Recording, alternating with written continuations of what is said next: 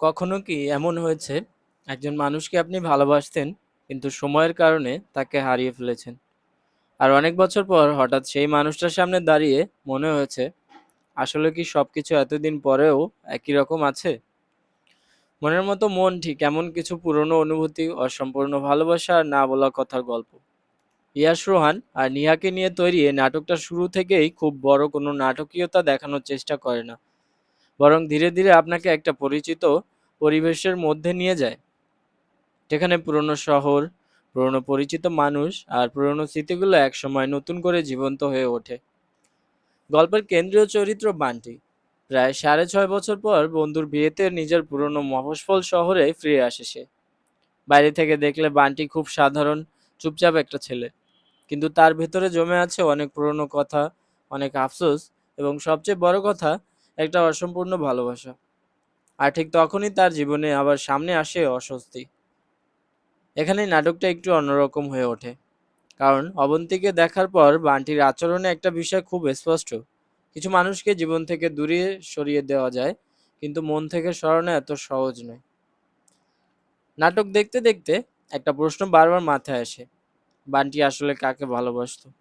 যাকে সে ভালোবাসার মানুষ ভেবেছিল, নাকি যে মানুষটা নীরবে তাকে ভালোবেসে গিয়েছিল?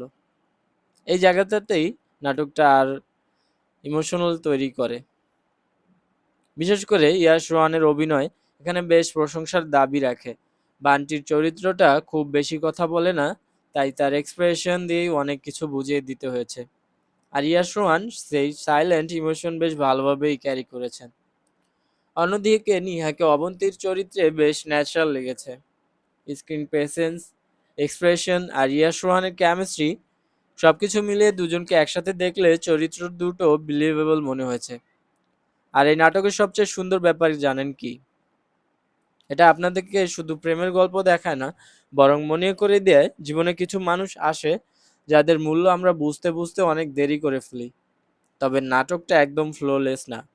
শুরুর দিকটা কিছুটা স্লো। যারা প্রথম কয়েক মিনিটের বড় বড় কোনো টুইস্ট বা হ্যাভি ড্রামা আশা করেন, তাদের কাছে শুরুটা একটু ধীর মনে হতে পারে।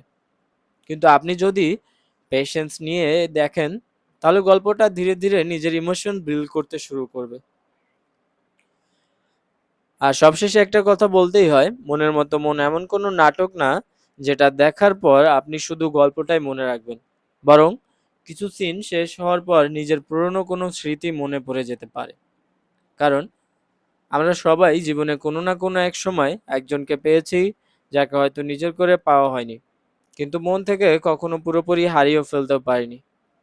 আর সেই জায়গা থেকেই আমার কাছে মনের মতো মন একটা সুন্দর, সিম্পল এবং ইমোশনাল রোমান্টিক ড্রামা। আর পরিচালক ইমরান রাফাত গল্পটাকে খুব বেশি ওভার ড্রামেটিক না করে সিম্পল রাখার চেষ্টা করেছেন। পুরোনো দিনের স্মৃতি, বর্তমানের পরিস্থিতি আর চরিত্রগুলোর ইমোশন, সবকিছু মিলে একটা সফট রোমান্টিক ভাইব তৈরি হয়েছে। আমার রেটিং 8.10। তবে আপনার কাছে প্রশ্ন: বান্টি বা অবন্তীর গল্পটা কি সত্যিই ভালোবাসার গল্প, নাকি অনেক দেরিতে বুঝতে পারা একটা সম্পর্কের গল্প? নাটকটা দেখে থাকলে আপনার মতামত কমেন্টে জানাবেন। আর এমন অনেস্ট ডিফারেন্ট স্টাইল বাংলা নাটক রিভিউ পেতে চ্যানেলটি সাবস্ক্রাইব করে পাশে থাকুন।